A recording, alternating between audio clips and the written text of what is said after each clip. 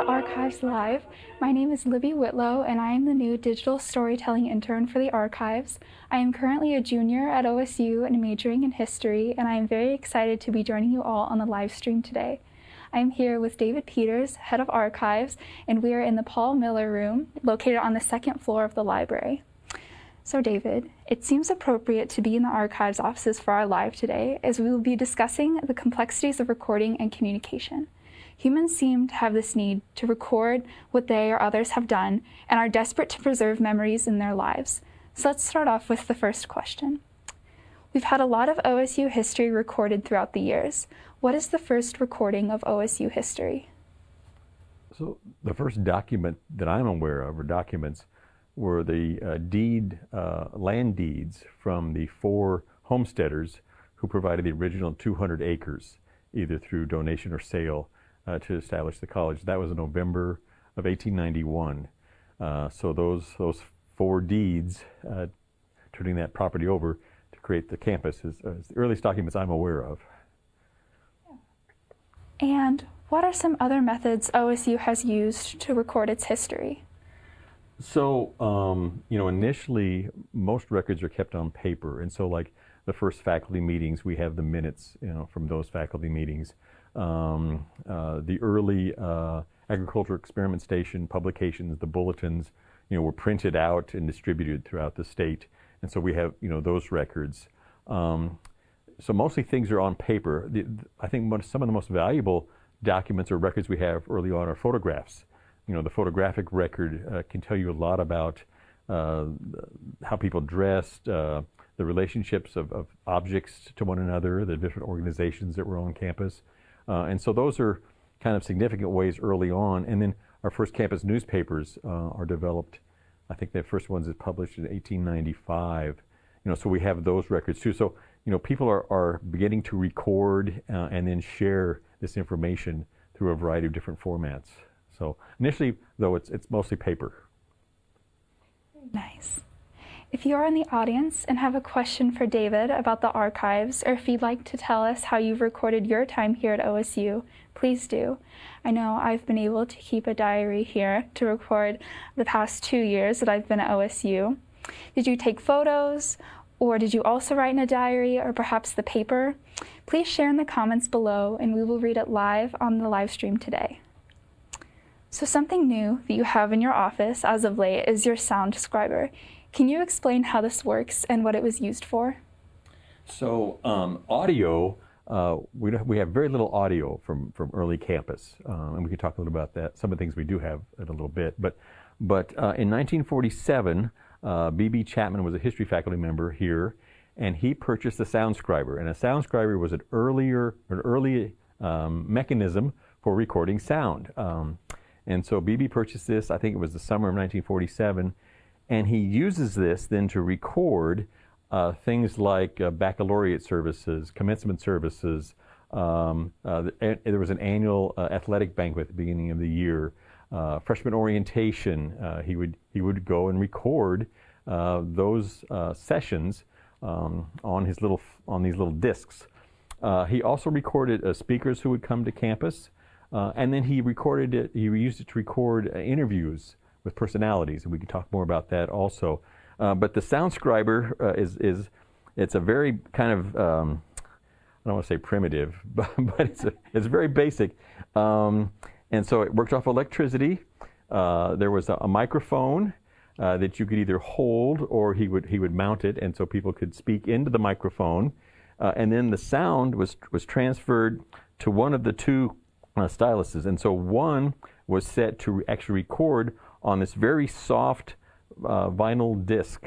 So one would record it, and each side could hold about 15 minutes of sound. And then when you wanted to play back, you put the other one down, then to play those sounds back and listen to them. Initially, the sound Scriber was developed mostly for work in an office, and so someone would read off a response to a letter, and then their clerical staff then would play it back and type it up. And so it was a way of recording letters and those kinds of things. And so they really weren't designed to be played back very often. In fact, the quality deteriorated fairly quickly. The good thing about the discs that we got from Bibi Chapman is very few of them were played, at least they weren't played very often, because eventually we were able to then save that information. But he recorded all kinds of things on these discs, and then later on in his career, in fact I think it was in the 80s, he gave his discs to the archives along with some other material, and eventually we got his sound scriber. And so, but it's a tool that's now over, golly, 70 years old. I haven't tried ever to record it. I'm afraid to plug it in. I'm afraid that the tubes would blow, but it was an interesting way of recording sound at a variety of different events. For a period from about 1947, I think the last recordings we have are from 56, so almost a 10-year period where we have a variety of things that Bibi recorded. It's amazing you mentioned you can only get 15 minutes on one side. It's amazing how far we've come. Well, and that was part of the problem too, is if someone was talking for an hour, you'd have to take the one disc off, usually put another disc on, and then the reverse. Anyway, sometimes figuring out the order of how things are recorded is a bit of a challenge. I noticed, like when they had the dedication of the Student Union building, which he recorded, the discs and the sides are just all mixed up. But once we digitized them, we were able to kind of resort and get it back in order. So. Yeah. So you mentioned Bibi Chapman using it, and he used the sound scriber to conduct a variety of interviews and met a lot of different personalities in the process. So expand a little bit more about some of his work and his story while at OSU. So I'll back up a little bit. So Bibi Chapman arrives here in 1927. He had his master's degree from Harvard. And so he starts on the history faculty here. He's only here for about 3 years initially. Then he heads off to Wisconsin, eventually gets his PhD, and then 10 years later, in 1941, he returns to OAMC, Oklahoma Agricultural Mechanical College. Bibi is an individual who, he's kind of a promoter, sometimes a self-promoter, but he's a promoter of history, and he wants his students to engage, if possible, in practical hands-on, first-hand experiences. And so he invites speakers to come to his classes. He has his classes do projects where they go out and do things, whether it's creating memorials or dedication markers at various historic sites. He has them work with the Payne County Historical Society. He has them work with the Oklahoma Historical Society. So he has students actually physically doing things related to history. One of the things he does is he invites speakers to come into his class, and so we have interviews with Bibi Chapman with Frank Eaton, Pistol Pete.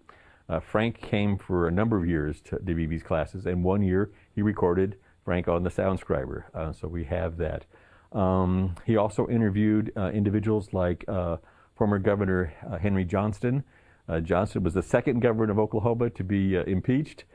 He had retired in Perry, Oklahoma, not far from Stillwater, and Bibi interviewed him.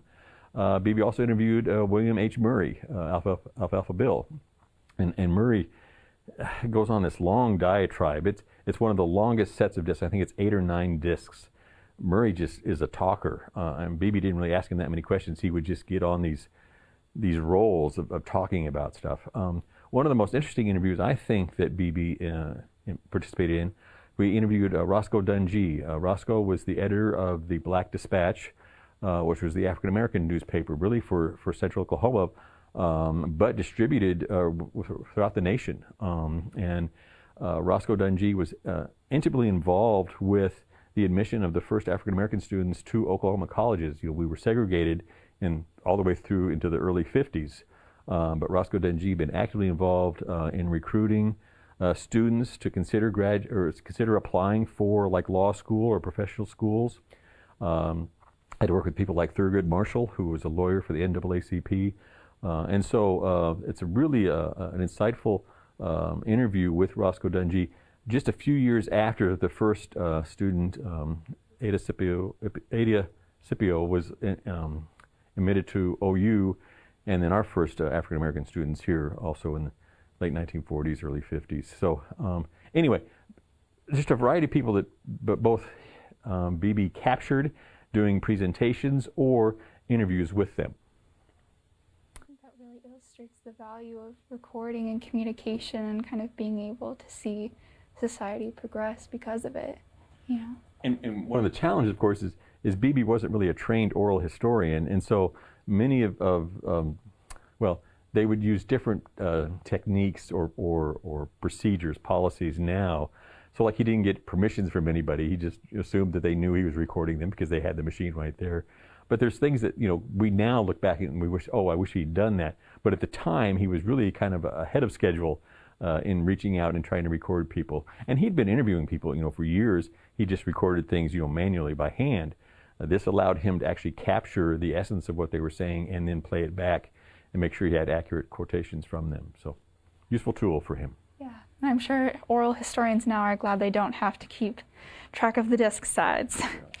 Well, Bonnie has a question for us today. She said that we mentioned diaries.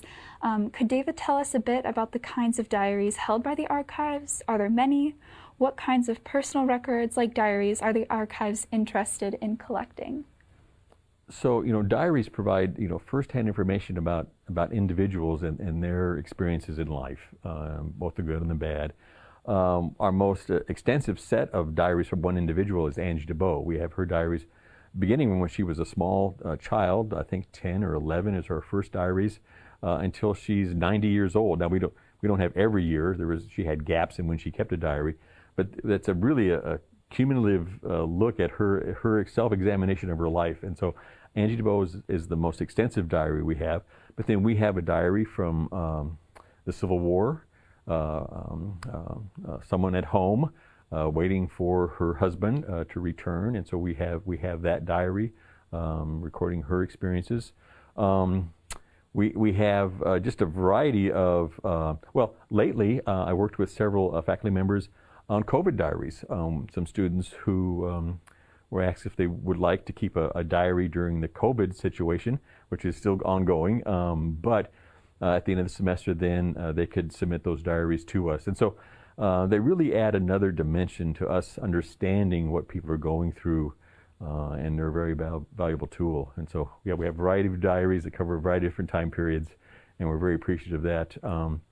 And also, well, I think we have other diaries related to people's war experience, Vietnam, and other conflicts we've been engaged with. And those are, I think, especially meaningful because we're talking about life and death. So anyway, variety of diaries. Thank you, Bonnie, for asking that question. Nice. Thank you all so much for joining us. If you've just tuned in, I'm with Head of Archives David Peters, discussing the history of recording here at OSU. Feel free to leave questions or comments in the comment section to keep the conversation going. So, David, what are some challenges to recording material? So, once material is recorded, then how do you preserve it and keep it in condition that you're able to access it? A picture, I can, if it's kept in a stable environment, I can hold that picture, I can look at it, I can see what's going on. A challenge is a digital file. How do I look at a digital file? I have to have a piece of equipment of some kind, a phone, or something that can read that image.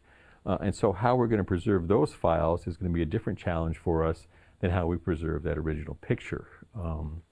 And that's true with a lot of different formats. We've had, we had audio recording, actually video. It was movie film that was done in the 1917s. It was a silent movie crew, came on campus, they were recording campus for the newsreels, which were used to be used in movies. You go to a movie and they'd show these little newsreels. So they'd come to campus, had recorded that. We received a copy of that, but then it was placed in a closet that later flooded. So we don't have that anymore. In fact, we have nothing before the 1930s. And our earliest film, actually some of it's fairly stable, but is mostly of the football team. We have football film from the 30s, 40s, 50s. We have the band from the 40s and 50s. And these are all things that, with age, they become more and more difficult to retain. And so when possible, we try to convert them to digital, if possible, because things have been destroyed. Another example, many of our early paper records that we had, there was a very, very significant fire in Morrill Hall in August of 1914. So the first 25 years of our campus history, were stored in Morrill Hall, and with the fire there, it was the administration building at the time, we lose all those records. And so no matter whether it's old in paper material or more current files kinds of things, how are you going to transition that material into the future? You have to think, now you have to think about software, the equipment to play that software. And going forward, if we're designing things in different ways, how are we going to manage that going into the future? So anyway, a variety of challenges. It's amazing that things survive, but a lot of things do, and we have ways of doing that. So. Yeah. And John asks us today, what is your oldest item in the archive? The oldest item in the archive? Well, we have something. Well, I've got some rocks. So I have no idea how old they are, but I think for record purposes, we have something from the 11th century. We think it's from the 11th century. There's a little bit of debate whether it was maybe 12th century, but so it's 900, 1,000, almost 1,000 years old. It's a manuscript. It's a small one-page manuscript. So some very old stuff. Some of our earliest books are from the Nuremberg Chronicle. We have some things from the 1500s, 1600s. So we've got some old stuff here. Yeah. And Nina would like to ask us today, can you think of one item in the archives that you can't digitize because the media is too outdated? Yes. We have some 12-inch floppy disks. So I don't know if people your age even know what a floppy disk is, but it's kind of like this in a way. And there were 12-inch floppy disks. That's how it was an early method of recording data.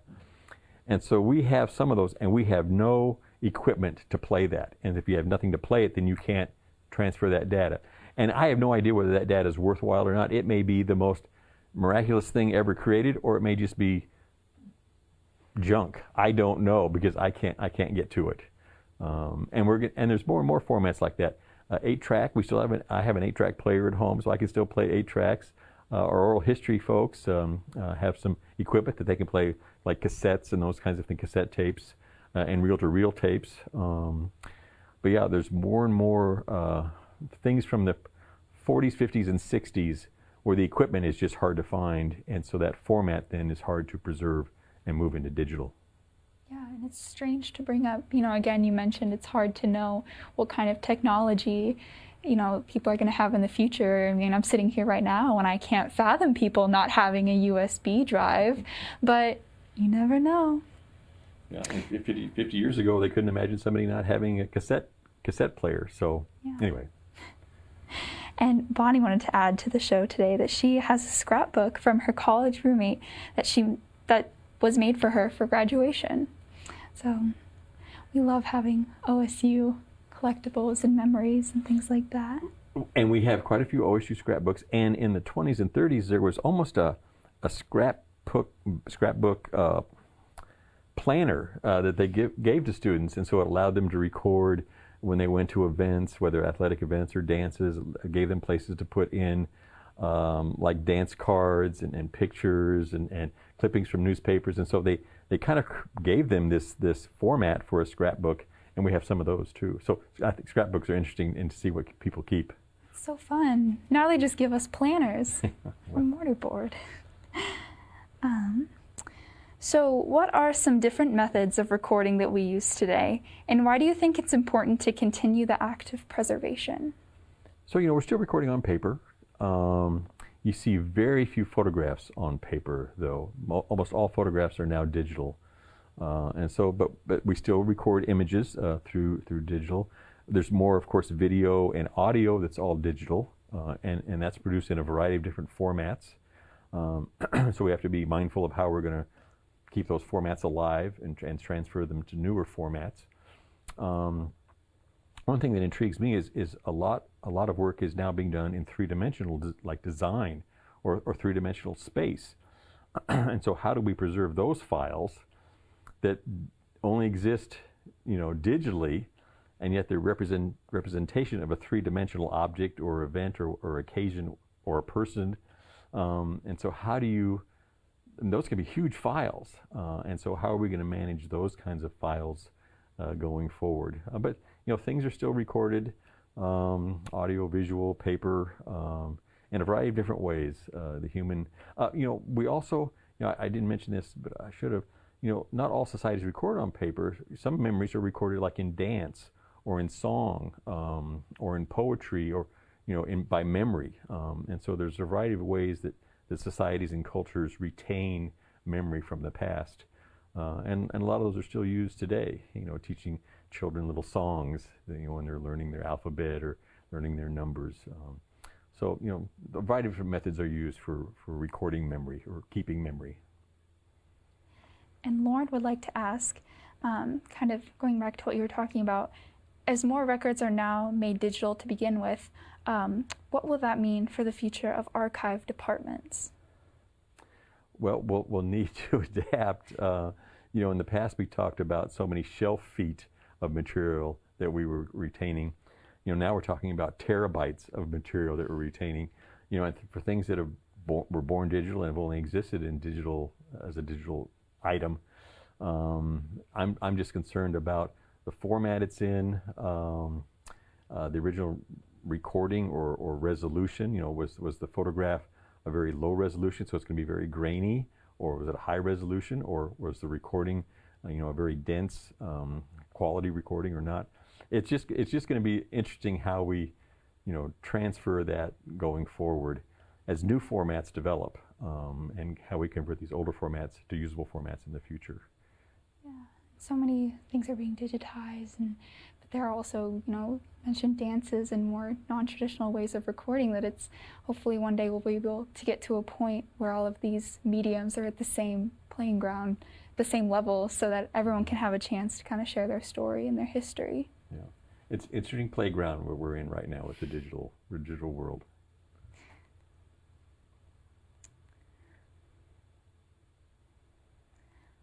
Well, with that, David, is there anything else you would like to add today to the conversation about recording history here at OSU?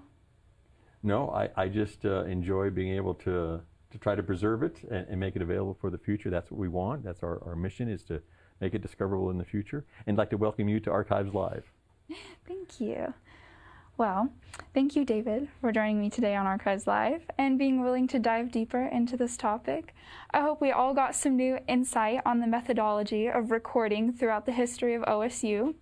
I know our Oklahoma Oral History Research Program has an OkState Stories series where you can hear stories from alumni. So if you're interested in that, I would recommend checking it out. And of course, thank you to you, our viewers, for joining us and commenting or asking questions. Don't forget to check out all of the archives videos on OkState TV and YouTube. The website will be listed at the end of this program. Thanks again, everyone, for watching. We'll see you next time on Archives Live.